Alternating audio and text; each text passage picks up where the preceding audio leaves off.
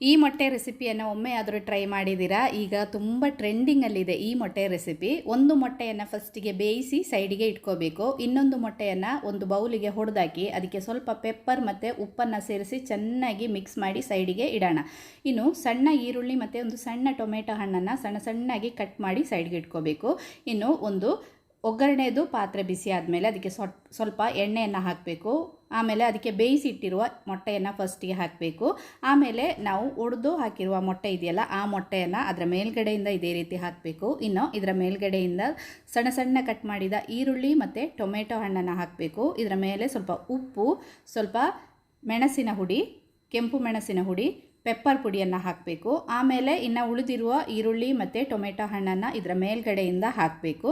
ಇದೆಲ್ಲ ಸ್ವಲ್ಪ ಬೆಂದಾದ ಮೇಲೆ ಇದನ್ನು ಮಗಚಿ ಹಾಕಬೇಕು. ಸ್ವಲ್ಪ ಹಸಿಮೆಣಸಿನಕಾಯಿಯನ್ನು ಸಹ ಸಣ್ಣ ಸಣ್ಣ ಕಟ್ ಮಾಡಿ ಇದರ ಮೇಲ್ಗಡೆಯಿಂದ ಹಾಕಬೇಕು. ನೋಡಿ, ಇದೇ ರೀತಿ ಈರುಳ್ಳಿ ಟೊಮೆಟೊ ಹಣ್ಣೆಲ್ಲ ಈ ರೀತಿ ಮೇಲ್ಗಡೆ ಇರಬೇಕು. ಇನ್ನು ಇದನ್ನು ಮಗಚಿ ಹಾಕಿ ಇನ್ನೊಂದು ಸೈಡ್ ಸಹ ಚೆನ್ನಾಗಿ ಫ್ರೈ ಆಗಬೇಕು. ನೋಡಿ, ನನಗೆ ಇದು ಮಗಚಿ ಹಾಕಲಿಕ್ಕೆ ಆಗಲಿಲ್ಲ. ನಾನು ನಮ್ಮ ಬಿರಿಯಾನಿ ಎಲ್ಲ ಇದೇ ರೀತಿ ಮಗಚಿ ಹಾಕ್ತೀವಲ್ಲ, ಇದೇ ರೀತಿ ಮಗಚಿ ಹಾಕಿ ತೆಗೆದಿದ್ದೀನಿ. ಇನ್ನು ಈ ಮಧ್ಯದಲ್ಲಿ ಬೇಯಿಸಿಟ್ಟಿರುವ ಮೊಟ್ಟೆ ಇದೆಯಲ್ಲ, ಇದನ್ನು ಇದೇ ರೀತಿ ಕಟ್ ಮಾಡಿ ಒಟ್ಟಿಗೆ ಇದನ್ನು ತಿನ್ನಬೇಕು. ಟೇಸ್ಟು ತುಂಬ ಚೆನ್ನಾಗಿದೆ. ಒಂದು ಸಾರಿ ಆದರೂ ಇದನ್ನು ಟ್ರೈ ಮಾಡಿ ನೋಡಿ.